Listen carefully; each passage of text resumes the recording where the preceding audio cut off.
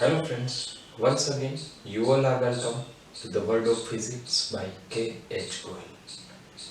આગળના લેક્ચરની અંદર આપણે ગોળીય દિશાનું સૂત્ર અને મોટવણીના સૂત્ર વિશેની ચર્ચા કરેલી હતી.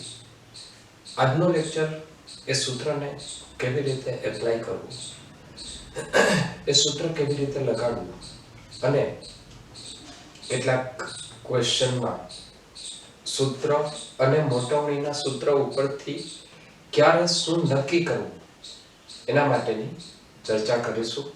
તો સૌથી પહેલા મોટવણીનું જે આપણે સૂત્ર ભણ્યા હતા એ સૂત્ર ઉપરથી હું શરૂઆત કરું છું અને એના ઉપરથી કેટલાક અગત્યના કન્સેપ્ટ આજે ફરીથી તમને કહીશ, અથવા તો આજના દિવસમાં કેટલાક એવા કન્સેપ્ટ કહેવાનો છું કે જે તમને દાખલા માટે ખૂબ જ અગત્યના રહેશે. તો એવા કન્સેપ્ટ પહેલા આપણે જોઈ લઈએ.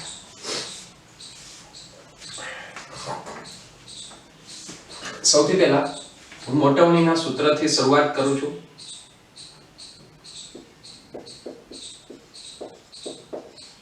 મોટવણી m વડે દર્શાવીએ છીએ. એનું એક સૂત્ર હતું hi/ho અને બીજું સૂત્ર હતું -v/u. અહીં એક વખત બધા પદને ફરીથી યાદ કરી લઈએ. hi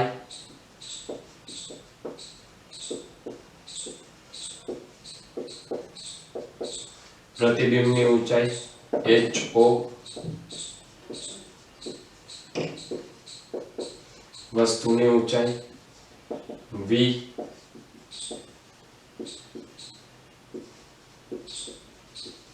પ્રતિબિંબ અંતર અને u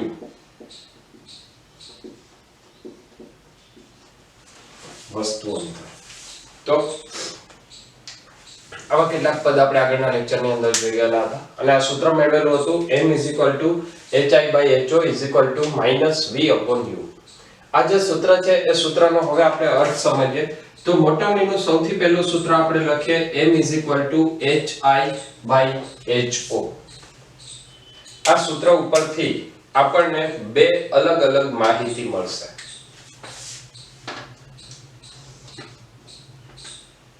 m hi/ho ઉપરથી બે અલગ અલગ માહિતી મળશે. એક એનું મૂલ્ય અને એક ધન છે કે ઋણ. પહેલી વાત કરીએ મૂલ્ય પરથી.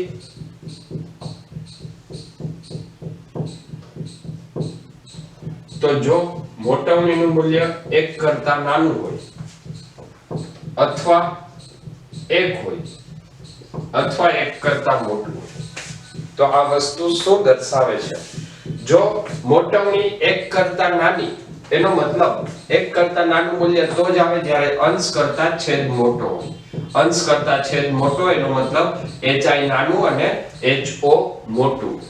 hi is greater than ho. Sorry, છેદ મોટો, અંશ નાનો, hi less than ho. આનો મતલબ કે અહીંયા પ્રતિબિંબ કેવું રચાશે? વસ્તુ કરતા નાનું રચાય. જો m less than 1 તો hi less than ho, એનો મતલબ પ્રતિબિંબ વસ્તુ કરતા નાનું રચાશે. પ્રતિબિંબ વસ્તુ કરતા નાનું તો m નું મૂલ્ય less than 1, મતલબ 0.2, 0.8, 0.5. ત્યારબાદ વાત કરીએ m is equal to 1. m is equal to 1 માટે આવશે hi is equal to ho. એની અંદર આવશે પ્રતિબિંબ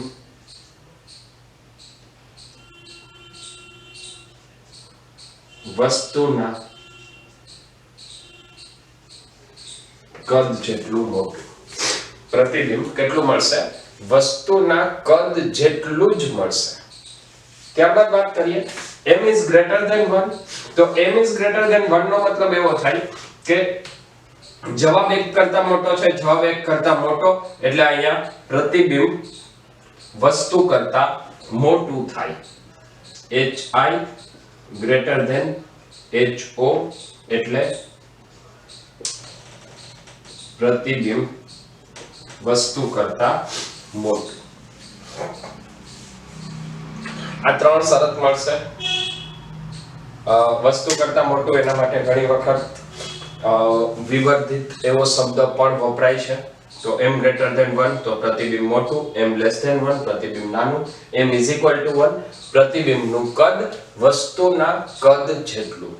આ એક પ્રથમ માહિતી આપણને મળી. આજના લેક્ચરની અંદર હું તમને તમામ એ વાતો કહેવાનું છું મોટાવણીની કે જેની મદદથી તમે નક્કી કરી શકશો ક્વેશ્ચનની અંદર કે આ કયા પ્રકારનો અરીસો છે, પ્રતિબિંબ કેવું હશે, ક્યાં રચાણું હશે. બરાબર? તો એક વાત કરી આપણે મૂલ્યની, ત્યારબાદ બીજી વાત આવશે ધન કે ઋણ.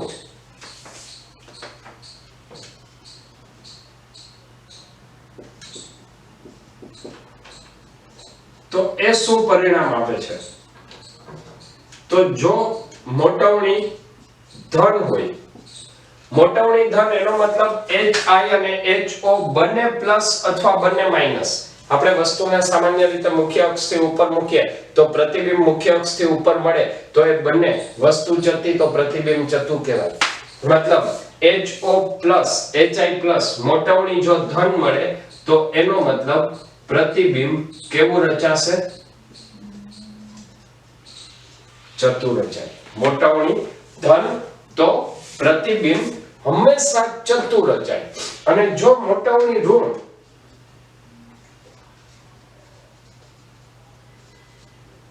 તો પ્રતિબિંબ હંમેશા કેવું રચાય? ઉલટું રચાય. તો આપણે વાત કરી મોટવણીનું પહેલું સૂત્ર m = hi/ho. એના ઉપરથી બે માહિતી મળે. એક મૂલ્ય ચેક કરો, મૂલ્ય less than 1 તો પ્રતિબિંબ નાનું, મૂલ્ય greater than 1 પ્રતિબિંબ મોટું, મૂલ્ય is equal to 1 પ્રતિબિંબ વસ્તુના કદ જેટલું. જો મોટવણીનું મૂલ્ય ધન હોય તો એ દર્શાવે છે કે પ્રતિબિંબ જતું હશે. જો મોટવણીનું મૂલ્ય ઋણ હોય તો એ દર્શાવે છે પ્રતિબિંબ ઉલટું હોય. ચલો હવે બીજા સૂત્રની વાત કરીએ. બીજું સૂત્ર આપણી પાસે છે m = -v/u.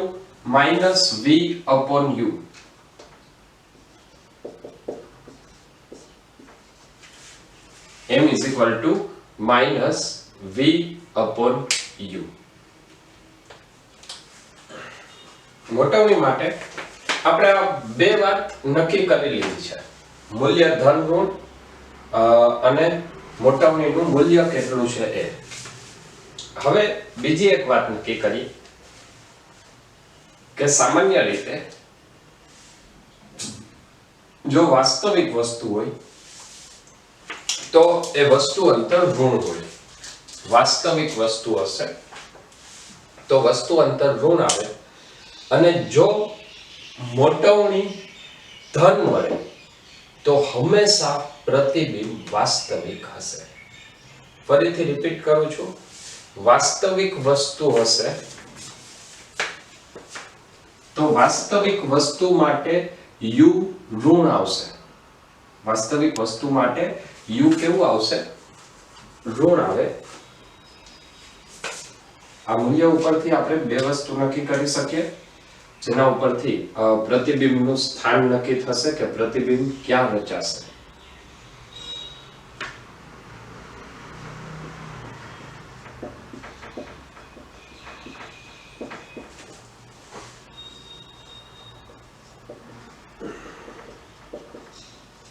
જો વસ્તુ વાસ્તવિક હોય તો u નું મૂલ્ય ઋણ આવશે અને વસ્તુ આભાસી હશે તો u નું મૂલ્ય ધન આવશે. u નું મૂલ્ય ઋણ મતલબ અહીંયા તમે u માઈનસ લખો છો. જો તમે u માઈનસ લખો અને મોટવણી ધન મળે, u માઈનસ લખ્યું અને મોટવણી ધન મળે એનો મતલબ v કેવું હોય? ધન હોય.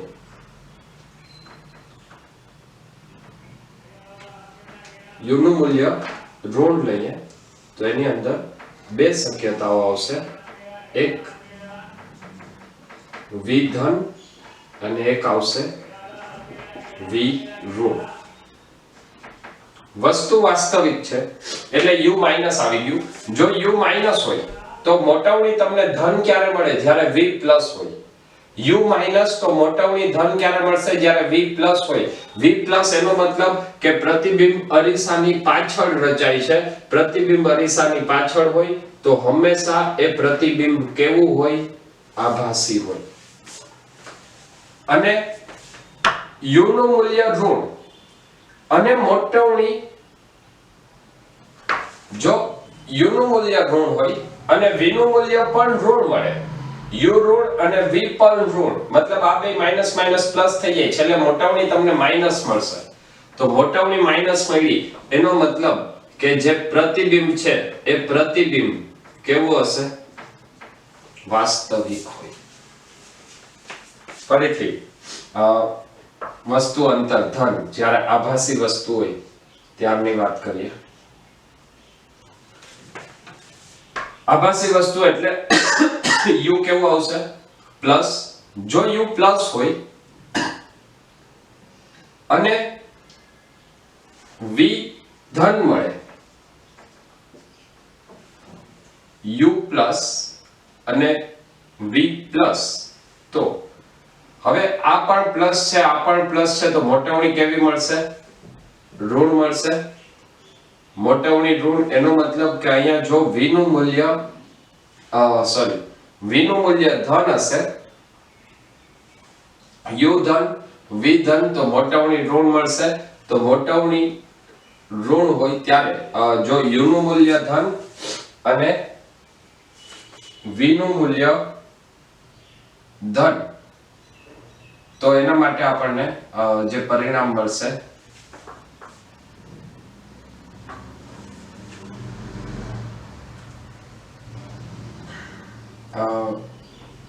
વસ્તુ આભાસી u ધન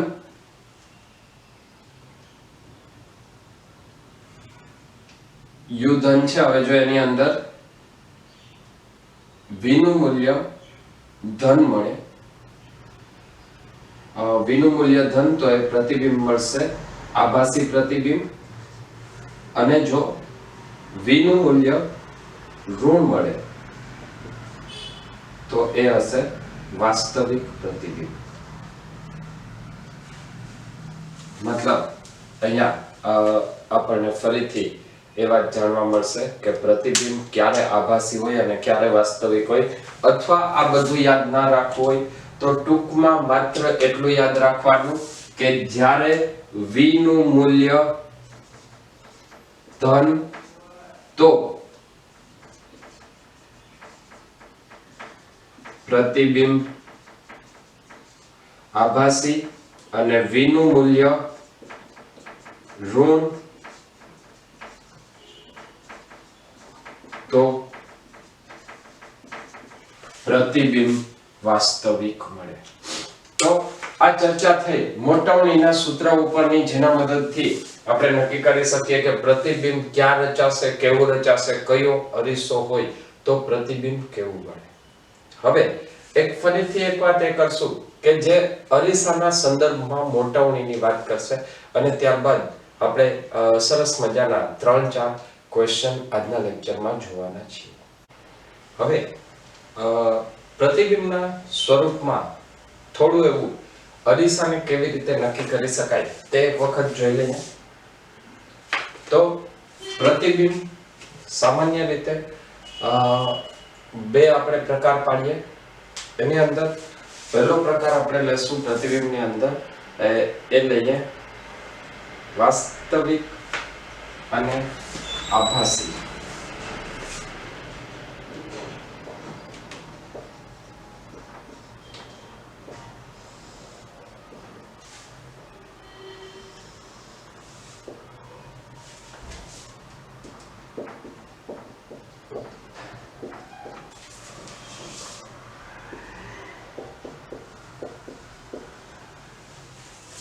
જો પ્રતિબિંબ વાસ્તવિક મળતું હોય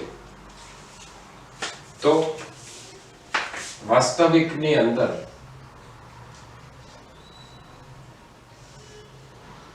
ત્રણ શક્યતાઓ મળશે. પ્રતિબિંબ વસ્તુ કરતા નાનું, વસ્તુ જેટલા જ કદનું અને વસ્તુ કરતા મોટું. વાસ્તવિક પ્રતિબિંબ રચાય તો એમાં કોઈ પણ શક્યતા તમે લઈ લો, વાસ્તવિક પ્રતિબિંબ હંમેશા અંતર્ગોળ અરીસો જ આપે છે. તો જો તમને એવું કહેવામાં આવે કે પ્રતિબિંબ વાસ્તવિક છે તો એ હંમેશા કયો અરીસો આવશે? અંતર્ગોળ અરીસો હોય. યાદ રાખજો, બહિર્ગોળ અરીસો પ્રતિબિંબ પાછળ રચે છે ને જે પ્રતિબિંબ પાછળ રચાય તે હંમેશા આભાસી પ્રતિબિંબ હોય. તો જો તમને એવું કીધેલું હોય કે વાસ્તવિક પ્રતિબિંબ રચાય છે તો એ હંમેશા કયો અરીસો હશે? અંતર્ગોળ અરીસો. પછી એ પ્રતિબિંબ વસ્તુ કરતા નાનું હોય, વસ્તુ જેટલું હોય કે મોટું હોય. ત્યારબાદ આભાસી માટે વાત કરીએ તો આભાસીની અંદર બે શક્યતાઓ આવશે. એક આવશે વસ્તુ કરતા નાનું પ્રતિબિંબ, વસ્તુ કરતા મોટું પ્રતિબિંબ અને વસ્તુ કરતા નાનું પ્રતિબિંબ. જો પ્રતિબિંબ વસ્તુ કરતા મોટું હોય તો એ હંમેશા અંતર્ગોળ અરીસો જ હોય. જો પ્રતિબિંબ આભાસી અને વસ્તુ કરતા મોટું તો હંમેશા અંતર્ગોળ અરીસો જ આવશે. જો પ્રતિબિંબ આભાસી અને વસ્તુ કરતા નાનું તો એ હંમેશા બહિર્ગોળ અરીસો જ આપશે. મતલબ બહિર્ગોળ અરીસા દ્વારા જ આભાસી અને નાનું પ્રતિબિંબ મળે. આની સાથે સાથે હજી એક વધારાનો પોઈન્ટ લઈ લઈએ કે જો પ્રતિબિંબ વાસ્તવિક હશે તો વાસ્તવિક પ્રતિબિંબ હંમેશા ઉલટું જ રચાય. વાસ્તવિક પ્રતિબિંબ હંમેશા ઉલટું રચાય અને જે આભાસી પ્રતિબિંબ છે એ આભાસી પ્રતિબિંબ હંમેશા ચત્તુ રચાશે. ક્યારેય પણ તમને આપેલું હોય ક્વેશ્ચન ની અંદર કે વસ્તુનું પ્રતિબિંબ ઉલટું રચાય છે, ઉલટું રચાય છે એનો મતલબ એ વાસ્તવિક છે, અરીસાની સામેના ભાગમાં મળશે. જો તમને કીધું હોય પ્રતિબિંબ ચત્તુ રચાય છે, ચત્તુ પ્રતિબિંબ હંમેશા અરીસાની પાછળના ભાગમાં હશે.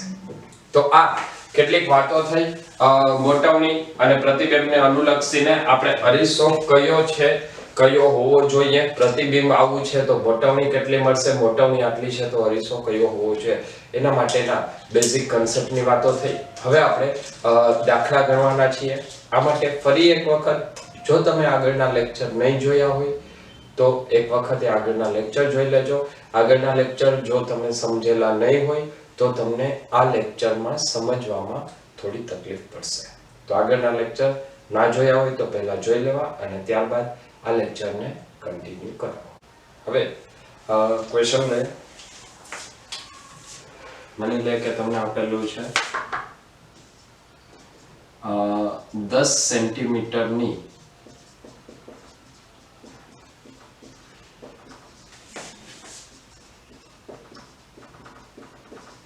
કેન્દ્ર લંબાઈ ધરાવતા અંતર્ગોળ અરીસાની અક્ષ પર અરીસાથી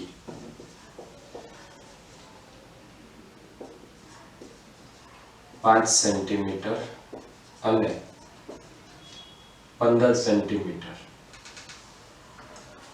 અરીસાથી પેલું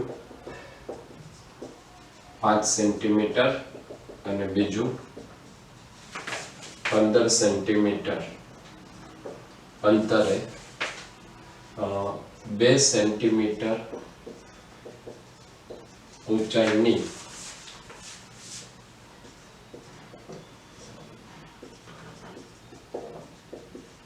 વસ્તુ મૂકતા તેનું પ્રતિબિંબ ક્યાં અને કેવું રચાશે. આપણે હમણાં જે પણ કન્સેપ્ટની વાત કરી છે એ કન્સેપ્ટ ઉપરથી તમામ પ્રશ્નોના હવે આપણે જવાબ દઈશું. તો સૌથી પહેલા તો અહીંયા તમને પૂછેલું છે 10 સેન્ટીમીટરની કેન્દ્ર લંબાઈ. કેન્દ્ર લંબાઈ એટલે આપણને આપેલું છે f બરાબર 10 સેન્ટીમીટર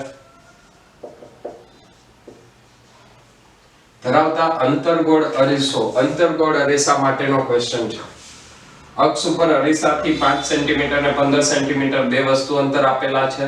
વસ્તુની ઊંચાઈ ho આપેલી છે 2 સેન્ટીમીટર, u1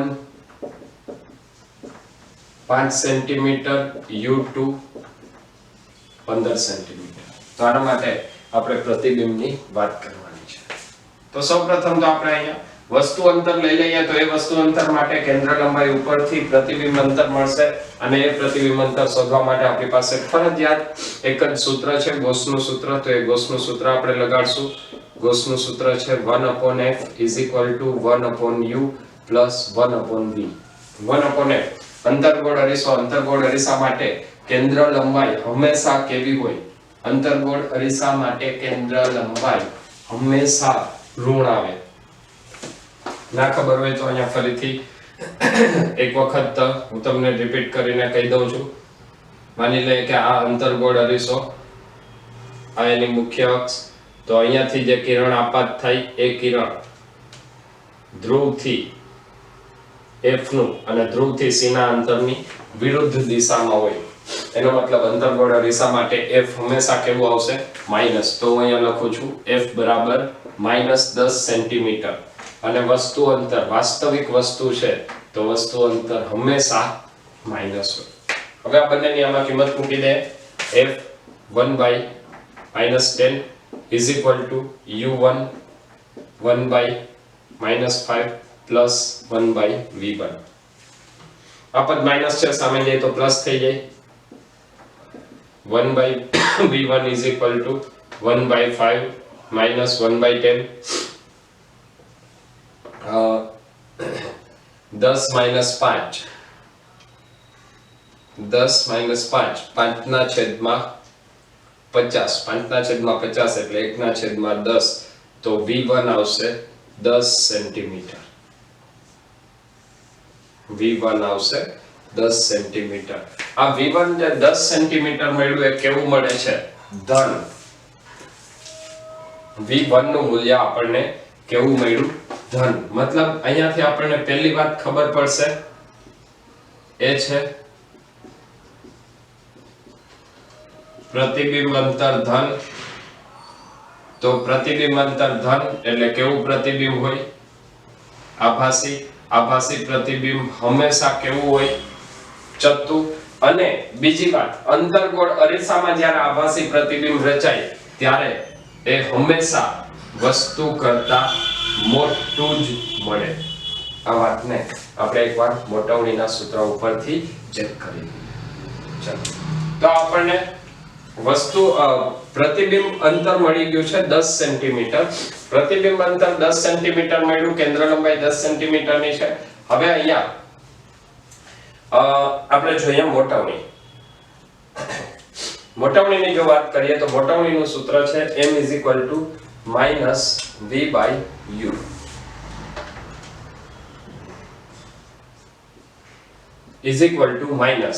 -v1/u1.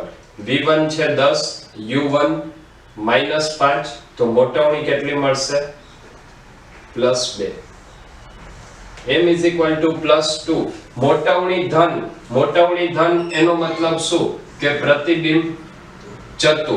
બીજું, મોટવણી greater than 1 એનો મતલબ પ્રતિબિંબ વસ્તુ કરતા મોટું. હવે ફરીથી આની અંદર આગળ વાત કરીએ. મોટવણીનું મૂલ્ય 2 છે તો હવે મોટવણીનું આપણે બીજું સૂત્ર લગાડીએ. m = hi/ho. તો આના ઉપરથી hi નું સૂત્ર મળશે. hi = mho. મોટવણી 2 છે, ho વસ્તુની ઊંચાઈ આપેલી છે 2 સેન્ટીમીટર. તો hi કેટલું મળશે? 4 સેન્ટીમીટર. hi મતલબ પ્રતિબિંબની ઊંચાઈ 4 સેન્ટીમીટર. તો હવે આપણે કહી શકીએ પ્રતિબિંબ 4 સેન્ટીમીટર ઊંચાઈનું કેવું? ચત્તુ, આભાસી અને વસ્તુ કરતા મોટું મળશે. આ જ વાતને જો આપણે આકૃતિના સ્વરૂપમાં યાદ કરીએ તો આપણે આગળના લેક્ચરની અંદર જે આકૃતિ દોરેલી હતી એ ફરીથી એક વખત રિપીટ કરીએ તો અહીંયા આ કેસ કયો છે? અંતર્ગોળ અરીસાનો. અંતર્ગોળ અરીસા માટેની જો આપણે સ્થિતિ જોઈએ તો અંતર્ગોળ અરીસા માટે ધ્રુવ પછી મુખ્ય કેન્દ્ર અને વક્રતા કેન્દ્ર બંને કઈ બાજુ હોય? આપાત કિરણની વિરુદ્ધ દિશામાં, મતલબ એ બંને ઋણ હોય. અહીંયા વસ્તુને ક્યાં રાખેલી છે? તો વસ્તુને રાખેલી છે 5 સેન્ટીમીટરે અને કેન્દ્ર લંબાઈ છે 10. એટલે વસ્તુને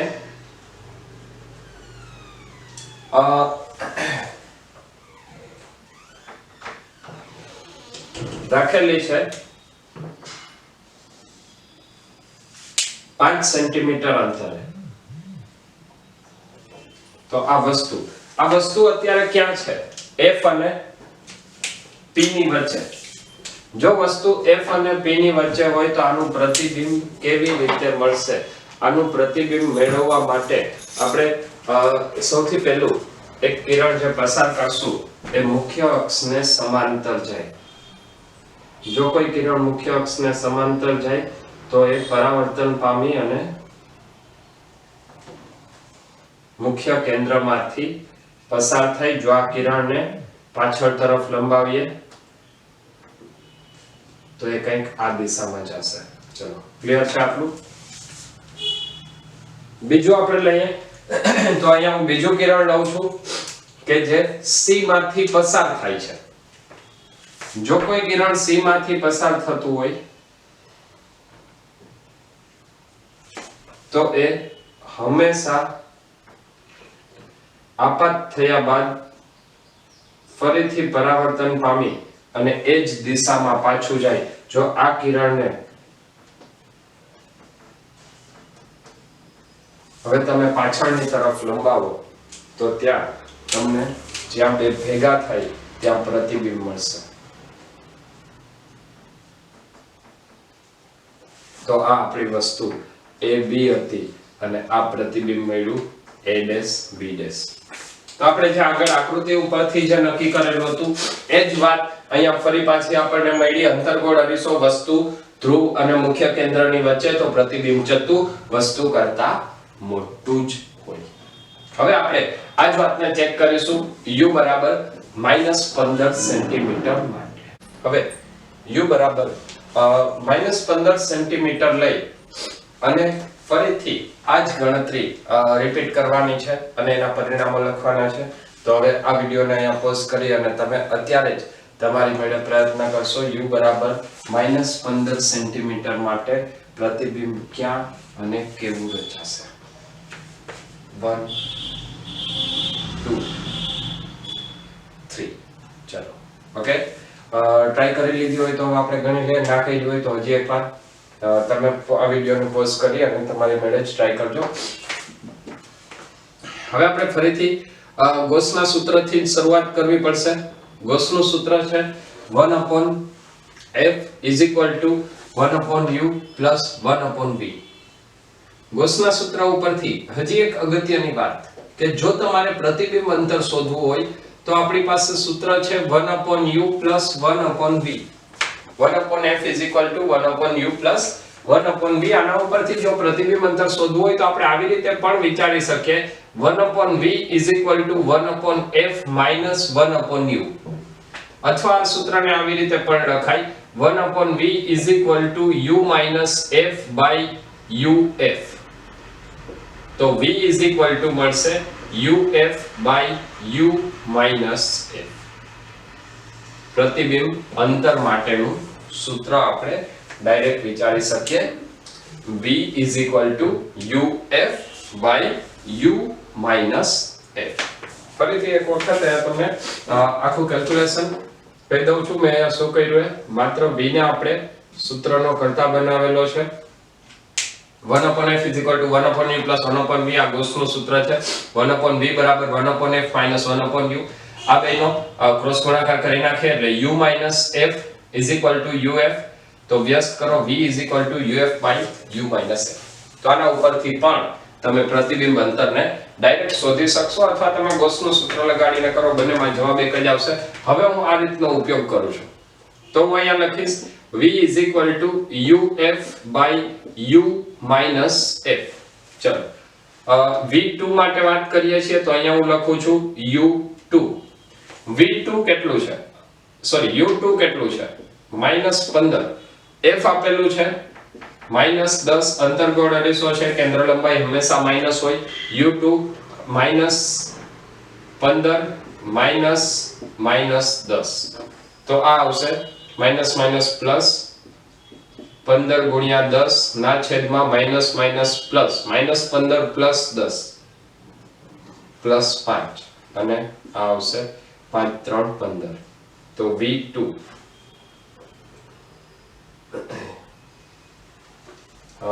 સોરી -5 -15 પ્લસ 10 -5 એટલે V2 આવશે -30 સેન્ટીમીટર. V2 આપણને મળ્યું -30 સેન્ટીમીટર. આ V2 -30 સેન્ટીમીટર મળ્યું. ચાલો અહીંયા ફરીથી વાત કરી લઈએ. પ્રતિબિંબ કેવું છે? પ્રતિબિંબ અંતર ઋણ. પ્રતિબિંબ અંતર ઋણ હોય એનો મતલબ કે પ્રતિબિંબ અંતર ઋણ, તો પ્રતિબિંબ માટે શું કહી શકીએ? તો પેલું, પ્રતિબિંબ હંમેશા વાસ્તવિક જ હોય. પ્રતિબિંબ હંમેશા વાસ્તવિક જ હોય. અને અંતર્ગોળ અરીસો છે અને વાસ્તવિક પ્રતિબિંબ છે, તો આના માટે હવે આગળ કહી શકાય નહીં કે વસ્તુનું પ્રતિબિંબ ક્યાં હશે અને કેવું હશે. હા, જો તમે કેન્દ્ર લંબાઈ ઉપરથી ચેક કરો તો આ વસ્તુ અંતર કેટલું છે? 15 સેન્ટીમીટર. એટલે વસ્તુ થાય F અને C ની વચ્ચે. જો વસ્તુ F અને C ની વચ્ચે હોય તો પ્રતિબિંબ ક્યાં મળશે? આ પ્રતિબિંબ ક્યાં મળ્યું? C થી દૂર. C થી દૂર પ્રતિબિંબ મળ્યું. એનો મતલબ એ પ્રતિબિંબ ત્યાંથી તમે લખી શકો કે પ્રતિબિંબ વાસ્તવિક છે. અચ્છા, વાસ્તવિક હોય તો હંમેશા ઉલટું જ હોય. અને બીજી વાત આની અંદર આપણે એ ઉમેરશું કે અહીંયા u નું મૂલ્ય u જે વસ્તુ છે એ F અને C ની વચ્ચે છે. જો વસ્તુ F અને C ની વચ્ચે હોય તો પ્રતિબિંબ C થી દૂર રચાશે. પ્રતિબિંબ C થી દૂર, આનો મતલબ વાસ્તવિક છે, ઉલટું છે. અને C થી દૂર હોવાથી પ્રતિબિંબ વસ્તુ કરતા કેવું મળશે? મોટું મળશે. ચાલો આ વાતને ફરીથી એક વખત આપણે મોટવણીના સૂત્રથી સાબિત કરી લઈએ. તો મોટવણીનું સૂત્ર છે m = -v/u. m = -v/u એટલે અહીંયા આપણે લખશું v2/u2. v2 છે -30, u2 છે -15. તો મોટવણી m આવશે -2. m -2. ફરીથી અહીંયા પ્રતિબિંબ મોટવણી -2 મળી. મોટવણી -2, આનો મતલબ બે અર્થ થાય. એક, મોટવણીનું મૂલ્ય 1 કરતા મોટું, તો પ્રતિબિંબ કેવું? મોટું મળશે. અને બીજું, મોટવણીનું મૂલ્ય ઋણ, તો ઋણ નિશાની એ શું બતાવે છે? પ્રતિબિંબ કેવું હોય? ઉલટું હોય. હવે જો આપણે પ્રતિબિંબ કેવડું રચાય છે એ જોવું હોય તો એના માટે ફરીથી સૂત્ર લગાડશું m = hi/ho. તો મોટવણી કેટલી છે? -2. તો અહીંયા હું ડાયરેક્ટ લખું છું hi mho. m -2, ho છે 2 સેન્ટીમીટર. તો hi કેટલું મળશે? -4 સેન્ટીમીટર. hi મળશે -4 સેન્ટીમીટર. આનો મતલબ પ્રતિબિંબની ઊંચાઈ કેટલી મળી? -4 સેન્ટીમીટરની મળશે. આ જ વસ્તુને આપણે જે આગળના લેક્ચરની અંદર આકૃતિના સ્વરૂપમાં જોયેલી હતી એ જ વસ્તુને પાછી જોઈ લે, જેથી તમારા મગજમાં એ વાત ક્લિયર થાય કે આપણે જે પણ થિયરીમાં આપાત કિરણ ભેગા કરીને જે પ્રતિબિંબ રચતા હતા એ અને ગાણિતિક સૂત્ર 100% સાચા છે. ચલો તો અહીંયા ફરીથી અંતર્ગોળ અરીસા માટે વાત કરીએ.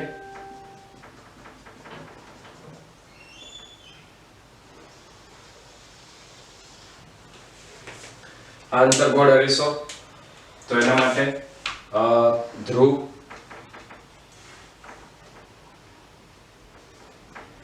F અને C. વસ્તુને ક્યાં મૂકેલી છે? વસ્તુ અંતર આપેલું છે 15 સેન્ટીમીટર.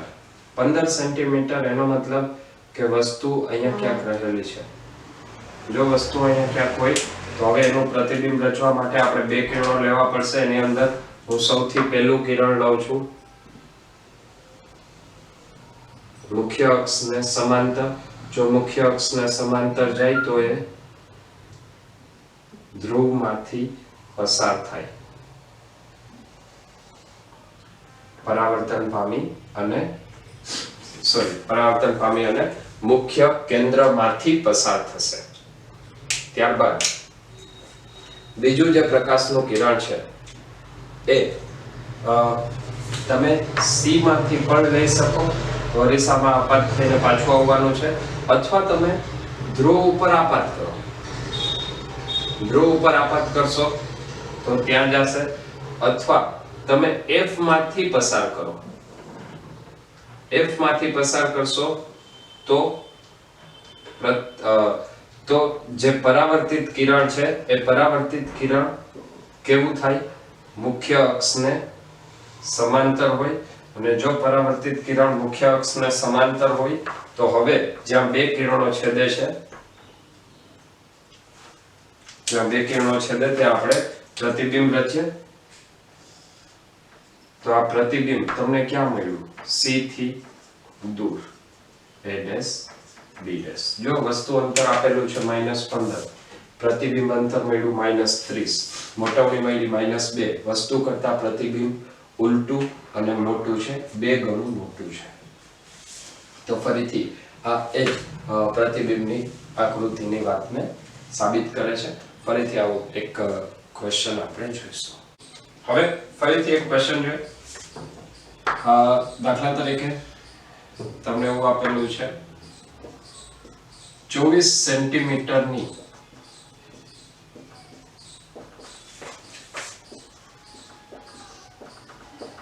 કેન્દ્ર લંબાઈ ધરાવતા અંતર્ગોળ અરીસા માટે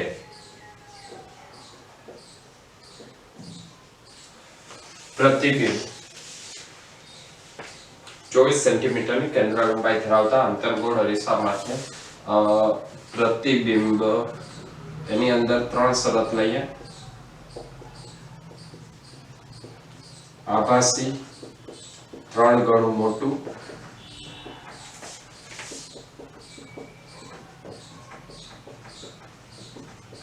વાસ્તવિક,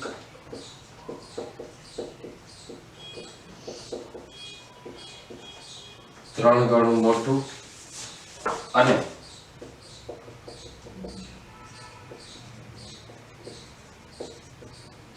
વાસ્તવિક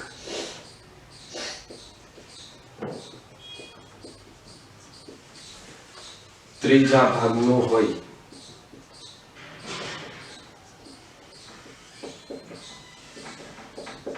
તો આ સ્થિતિ માટે વસ્તુ અંતર શોધો.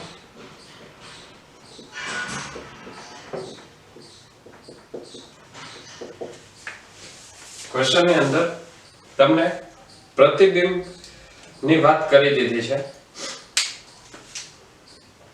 કે પ્રતિબિંબ આટલું છે અને એના માટે તમારે વસ્તુ અંતર શોધવાનું છે. કેન્દ્ર લંબાઈ તમને આપેલી છે, અંતર્ગોળ અરીસાની વાત છે. જો અંતર્ગોળ અરીસો હોય તો અંતર્ગોળ અરીસા માટે કેન્દ્ર લંબાઈ હંમેશા -24 આવે. એટલે પહેલી વાત આવશે F બરાબર -24 સેન્ટીમીટર. હવે એની અંદર આપણે પેલો કેસ સોલ્વ કરીએ, જેની અંદર આપેલું છે આભાસી અને 3 ગણું મોટું.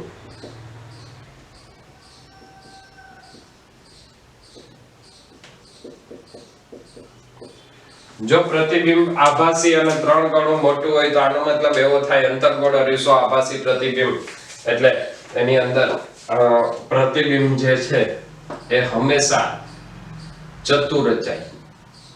તો m આપણી પાસે સૂત્ર છે -v/u. અહીંયા m કેટલું આવશે? 3. અને આ જે મોટાવણી છે એ પ્લસ આવશે કે માઈનસ આવશે? તો અંતર્ગોળ અરીસા માટે આભાસી પ્રતિબિંબ છે, અંતર્ગોળ અરીસો આભાસી પ્રતિબિંબ, પ્રતિબિંબ હંમેશા ચતુર, એટલે મોટાવણી હંમેશા ધન. મોટાવણી ધન, તો અહીંયા m બરાબર કેટલું લખવું પડશે? +3 = -v/u. આપણે જોઈએ છીએ વસ્તુ અંતર શોધવાનું છે. વસ્તુ અંતર શોધવા માટે હું પ્રતિબિંબ અંતરની કિંમત શોધીશ અને એને ગૌસના સૂત્રમાં મૂકી દઈશ. તો v આવશે -3u. v -3u ને આપણે ગૌસના સૂત્રની અંદર મૂકી દઈએ તો ગૌસનું સૂત્ર છે 1/f 1/u + 1/v. f છે 24, 1/-24 1/u + 1/v. v છે -3u. તો આના ઉપરથી ફરી પાછું લખાય -3 + 1 -3 + 1 -3 + 1 એટલે -2/u.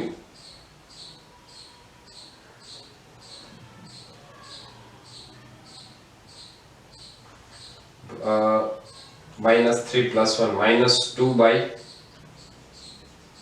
-2/-3u. આવશે 1/u 1 + 2/3 એટલે માઇનસ માઇનસ બંને પ્લસ થઈ જશે. તો 1/u પ્લસ -1/3u એટલે 1 + 1 - 1/3 2/3u અને આ આવશે 1/-24 3 8 એટલે આના ઉપરથી u બરાબર આવશે -16 સેન્ટીમીટર. વસ્તુને ક્યાં રાખવી જોઈએ? 16 સેન્ટીમીટર દૂર. ફરીથી એક વખત ચેક કરીએ 16 સેન્ટીમીટર એટલે ક્યાં છે? તો કેન્દ્ર લંબાઈ તમને આપેલી છે 24 સેન્ટીમીટર. કેન્દ્ર લંબાઈ 24 સેન્ટીમીટર એટલે f બરાબર 24. વસ્તુ અંતર છે 16 સેન્ટીમીટર એટલે વસ્તુ P અને F ની વચ્ચે, જો વસ્તુ P અને F ની વચ્ચે હોય તો પ્રતિબિંબ આભાસી રચાય, મોટું રચાય. અંતર્ગોળ અરીસા માટેનો કેસ છે. તો આના ઉપરથી પણ નક્કી થાય કે પ્રતિબિંબ આભાસી છે, 3 ગણું મોટું છે. પ્રતિબિંબ 3 ગણું મોટું તો એનો જવાબ કેટલો આવવો જોઈએ? વસ્તુ ક્યાં હોવી જોઈએ?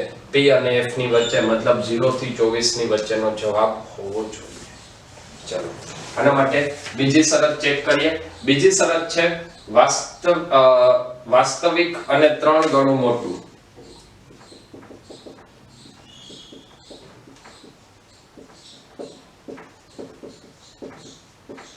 જો વાસ્તવિક અને 3 ગણું મોટું હોય તો અહીંયા સૌથી પહેલી વાત કે પ્રતિબિંબ 3 ગણું મોટું વાસ્તવિક છે એટલે ઉલટું હોય, અને જો પ્રતિબિંબ ઉલટું હોય તો મોટાવણી હંમેશા કેવી મળે? માઈનસ મળે. તો અહીંયા આપણે પહેલી વાત તો એ લખવી પડશે કે અહીંયા મોટાવણી m બરાબર -3 થશે.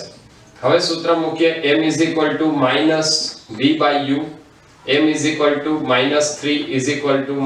-v/u. તો v આવશે 3u. v 3u. તો ફરીથી આ સૂત્રની અંદર કિંમત મૂકશો એટલે આપણને પરિણામ મળશે 1/f 1/u + 1/v. 1/-24 1/u + 1/3v. 1/3 1 + 1/3 એટલે 1.4/3 એટલે અહીંયા આવશે 4/3v. તો 1/-24 4/3v. 3 8 24 એટલે અહીંયા v મળશે. v 8 4 32 centimetre. ફરીથી એક વખત આપણે ચેક કરીએ. પ્રતિબિંબ અંતર કેટલું મળ્યું? 32 સેન્ટીમીટર.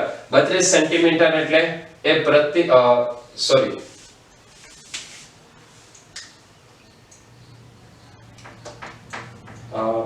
u + 3u અહીંયા આવશે u.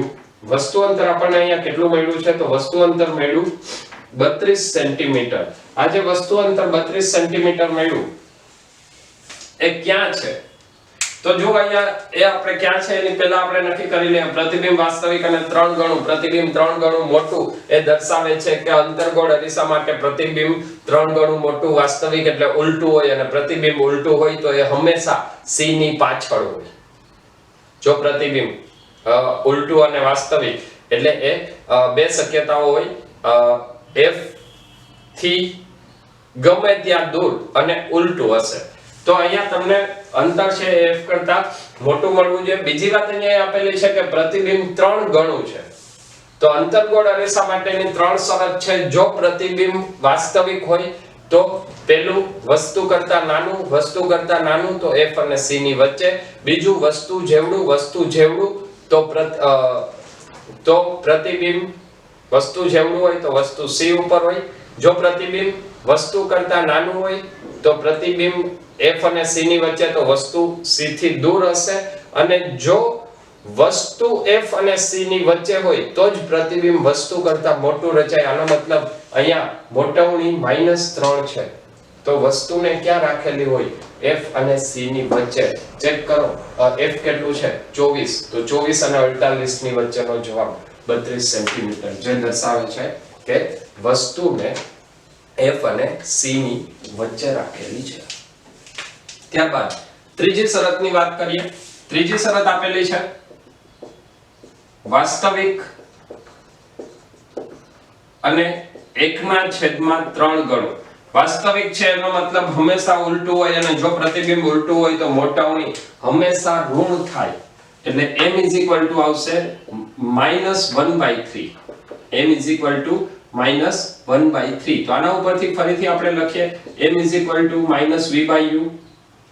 m નું મૂલ્ય આપણને આપેલું છે -1/3 -v/u. માઈનસ માઈનસ પ્લસ થઈ જશે તો અહીંયા આવશે v u/3. ફરીથી ગૌસનું સૂત્ર લગાડીએ. ગૌસનું સૂત્ર છે 1/f 1/u + 1/v. તો 1/f, f નું મૂલ્ય આપણને આપેલું છે -24 1/u + 1/v. v આપણને આપેલું છે u/3. એટલે 1/u + 3/u આવશે 4/u. 1/-24 4/u. તો અહીંયા આપણને u કેટલું મળશે? -96 સેન્ટીમીટર. -96 સેન્ટીમીટર વસ્તુ -96 સેન્ટીમીટર એટલે c થી દૂર. જો વસ્તુ c થી દૂર હોય તો એનું પ્રતિબિંબ ક્યાં રચાય? વસ્તુ c થી દૂર તો પ્રતિબિંબ c અને f ની વચ્ચે. આ ઉપરાંત પ્રતિબિંબ વસ્તુ કરતા નાનું હોય. જો એ મોટવણી આપેલી છે 1/3 ગણું, મતલબ ત્રીજા ભાગનું. તો એ બધી વાત જો તમે આગળના કન્સેપ્ટ ક્લિયર હશે તો તમે ચેક પણ કરી શકશો. અને જો માત્ર મૂલ્યની વાત ન હોય તો એના ઉપરથી તમે એ પણ કહી શકશો કે વસ્તુને ક્યાં ગોઠવેલી હોવી જોઈએ. ફરીથી એક ક્વેશ્ચન જોઈએ. દાખલા તરીકે તમને એવું આપેલું છે અંતર્ગોળ અરીસાની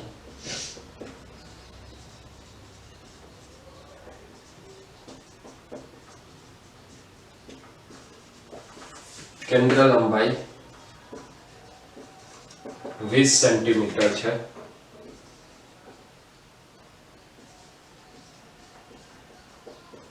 આ અરીસામાં પ્રતિબિંબ 4 ગણું મેળવવું હોય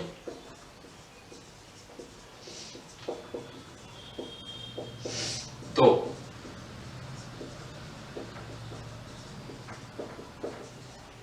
વસ્તુ અંતર શોધો. ચલો આપણે જે આગળનો ક્વેશ્ચન કરેલો હતો એવા જ પ્રકારનો એક ક્વેશ્ચન છે. અંતર્ગોળ અરીસો, કેન્દ્ર લંબાઈ 20 સેન્ટીમીટર, પ્રતિબિંબ 4 ગણું, તો વસ્તુ અંતર શોધો. આ ક્વેશ્ચનને અત્યારે જ પોઝ કરી અને તમે ટ્રાય કરશો.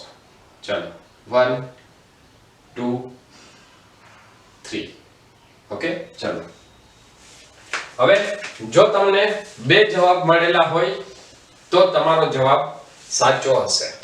બે જવાબ શા માટે? તો અહીંયા મોટે ભાગે જ્યારે પ્રતિબિંબ 4 ગણાની વાત આવે ત્યારે એવું જ વિચારીએ છીએ કે પ્રતિબિંબ 4 ગણો અંતર્ગોળ અરીસો એટલે અરીસાની પાછળ આપણે ગયા છીએ આભાસી પ્રતિબિંબ. પણ 4 ગણું પ્રતિબિંબ એટલે મોટું પ્રતિબિંબ, ને અંતર્ગોળ અરીસા માટે પ્રતિબિંબ મોટું બે જગ્યાએ રચાય.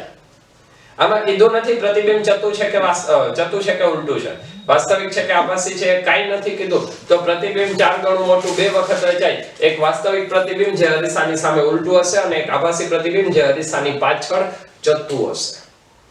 તો બે શરતો લઈ અને આ ક્વેશ્ચન ગણવો પડે. તો આની અંદર સૌથી પહેલા આપણે લઈ લઈએ આપેલ છે શું શું કઈ કઈ વાત આપેલી છે. કેન્દ્ર લંબાઈ f બરાબર હંમેશા માઈનસ હોય, અંતર્ગોળ અરીસો છે એટલા માટે. પ્રતિબિંબ 4 ગણું એટલે મોટવણી m બરાબર, અચ્છા મોટવણીનું માત્ર મૂલ્ય આપેલું છે m બરાબર 4 અને એના માટે તમારે વસ્તુ અંતર u શોધવાનું છે. તો અહીં આપણે લખવું પડશે અંતર્ગોળ અરીસા માટે પ્રતિબિંબ આભાસી હોય તો પણ 4 ગણું પ્રતિબિંબ મળે અને પ્રતિબિંબ વાસ્તવિક હોય તો પણ 4 ગણું મળશે. વાસ્તવિક હશે તો હંમેશા ઉલટું હોય, આભાસી હોય તો હંમેશા જતું હોય. આવી કેટલીક વાતો મગજમાં ફિક્સ કરીને રાખવી. ચલો તો હવે ફરીથી આ ક્વેશ્ચનને આગળ વધારીએ. પ્રતિબિંબ આભાસી છે એનો મતલબ જતું છે. જતું હોય તો મોટવણી કેવી મળશે? +4. આપણે ગોતવાનું શું છે?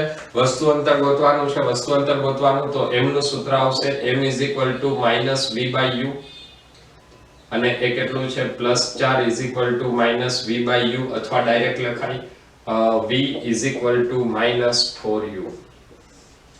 v = -4u. હવે ફરીથી ગોસનું સૂત્ર લગાડશું 1/f = 1/u + 1/v. 1/f કેન્દ્ર લંબાઈ તમને આપેલી છે 20 સેન્ટીમીટર. 1/-20 = 1/u + 1/-4u. 1 - 1/4 એટલે આવશે 3/4. તો 1/-20 = 3/4u. 4/5 તો અહીંયા u બરાબર આવશે -15 સેન્ટીમીટર. મતલબ વસ્તુને તમે -15 સેન્ટીમીટર મૂકો તો પ્રતિબિંબ 4 ગણું આભાસી રચાય. અને બીજું આવશે પ્રતિબિંબ વાસ્તવિક અને ઉલટું. વાસ્તવિક અને ઉલટું હોય તો એની અંદર મોટવણી આવશે -4. મોટવણી -4 તો ફરી પાછું એનું સૂત્ર લખીએ m = -v/u.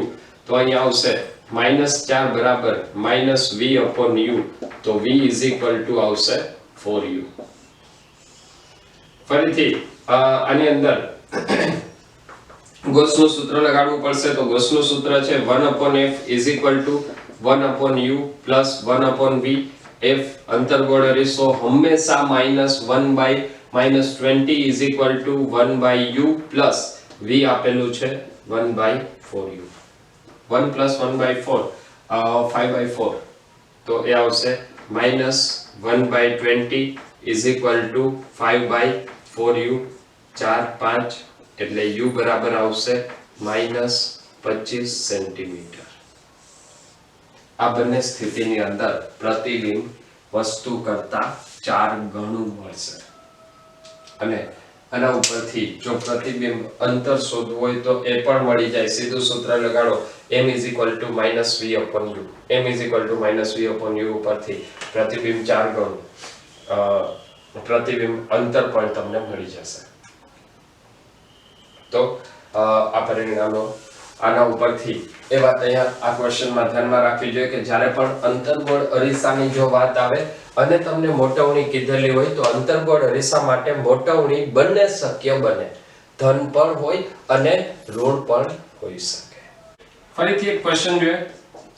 દાખલા તરીકે તમને એવું આપેલું છે કે એક ગોળીય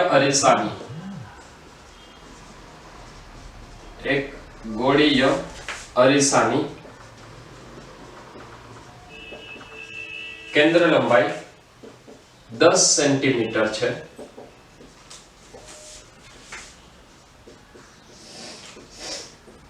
આ અરીસા દ્વારા મળતું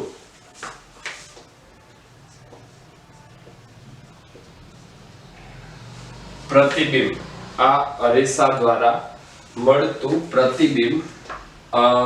જતું, આભાસી અને વસ્તુ કરતા અડધું છે તો વસ્તુ અંતર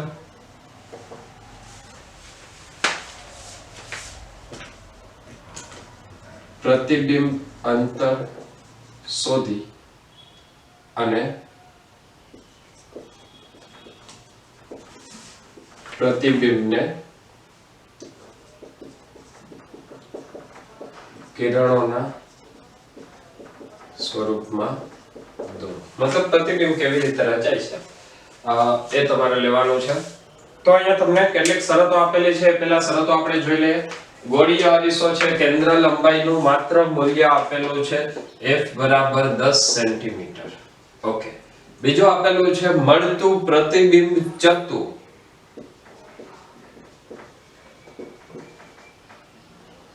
પ્રતિબિંબ તમને આપેલું છે ચતુ પ્રતિબિંબ. પહેલી વાત તો એ કે હંમેશા આભાસી જ હોય અને આ આભાસી પ્રતિબિંબ બે પ્રકારે રચાય. એક વસ્તુ કરતા નાનું અને એક વસ્તુ કરતા મોટું. જો વસ્તુ કરતા મોટું હોય તો એ હંમેશા અંતર્ગોળ અરીસો હોય અને વસ્તુ કરતા નાનું હોય તો એ હંમેશા બહિર્ગોળ અરીસો હોય. તમને શું આપેલું છે? ચતુ આભાસી અને વસ્તુ કરતા અડધું. વસ્તુ કરતા અડધું મતલબ આ શરત એટલે અરીસો કયો થાય? બહિર્ગોળ અરીસો. તો આના માટે સૌપ્રથમ આપણે લખવું પડશે કે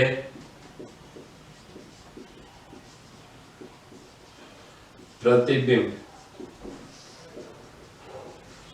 ચતુ આભાસી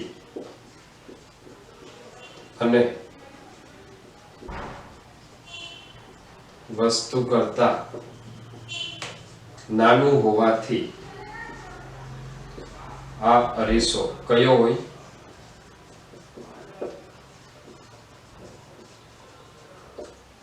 બહિર્ગોળ અરીસો. હવે આપણે બહિર્ગોળ અરીસા માટે વાત કરશું. તો બહિર્ગોળ અરીસા માટે તમને શું આપેલું છે? વસ્તુ કરતા અડધું પ્રતિબિંબ છે.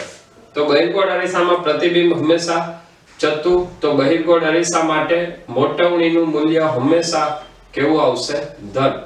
તો મોટવણીનું મૂલ્ય ધન. તો અહીંયા આપણે લખશું m v/u. અચ્છા, પેલા m શોધવું પડશે. m તમને આપેલું છે પ્રતિબિંબ વસ્તુ કરતા અડધું એટલે m hi/ho. hi 1/2 અને ho 1 એટલે મોટવણી મળી 1/2. એમનું મૂલ્ય ધન. હવે સૂત્ર લગાડીએ m v/u. આપણે વસ્તુ અંતર અને પ્રતિબિંબ અંતર બંને જોઈએ છીએ. તો પહેલા હું અહીંયા લખી નાખું છું 1/2 v/u. તો આના ઉપરથી આપણને સૂત્ર મળશે. ચલો પહેલા આપણે વસ્તુ અંતર શોધી લઈએ. પ્રતિબિંબ અંતર પહેલા આપણે શોધી લઈએ. તો u થશે -2v. આ u -2v ઉપરથી ગૌસનું સૂત્ર લગાડીએ. તો ગૌસનું સૂત્ર આવશે 1/f 1/u + 1/v. કેન્દ્ર લંબાઈ માટે બહિર્ગોળ અરીસો આપેલો છે. બહિર્ગોળ અરીસા માટે f નું મૂલ્ય હંમેશા પ્લસ આવશે એટલે એ આવશે f +10 cm. તો અહીંયા આપણે f નું મૂલ્ય મૂકશું 1/10 1/u - 2v + v. તો આના ઉપરથી લખાય -1/2 + 1 એટલે એ આવશે +1/2. 1/10 1/2v. તો v આવશે 5 cm. પ્રતિબિંબ અંતર આપણને મળ્યું 5 cm. આના ઉપરથી વસ્તુ અંતર શોધી લઈએ. તો ફરી પાછું સૂત્ર લખશું m v/u. m v/u તો -5/u અને મોટવણી છે 1/2. તો મોટવણી છે 1/2 -5/u. તો u મળશે -10 cm. હવે આના માટે ફરીથી આપણે પ્રતિબિંબને કિરણોના સ્વરૂપમાં એટલે કે આકૃતિ દ્વારા દર્શાવવાનું છે. બહિર્ગોળ અરીસો છે. તો બહિર્ગોળ અરીસા માટે આપણે શરૂઆત કરીએ. બહિર્ગોળ અરીસા માટે આપણે વાત કરીએ તો સૌપ્રથમ બહિર્ગોળ અરીસા માટે કેન્દ્ર લંબાઈ આપણને આપેલી છે 10 સેન્ટીમીટર.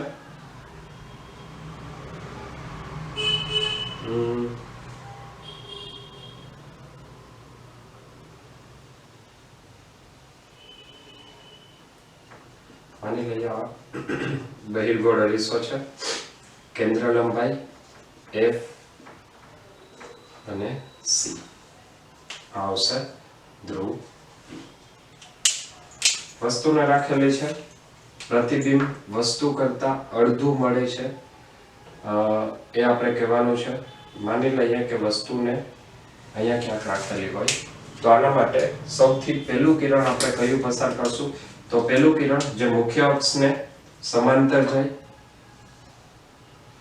જો કોઈ કિરણ મુખ્ય અક્ષને સમાંતર જાય તો એ મુખ્ય કેન્દ્રમાંથી પસાર થાય અથવા પસાર થતું હોય તેવો આભાસ થાય તે દિશામાં પાછું ફરશે. ત્યારબાદ બીજું જે કિરણ આવશે એ તમે ડાયરેક્ટ C માંથી પસાર કરી લો.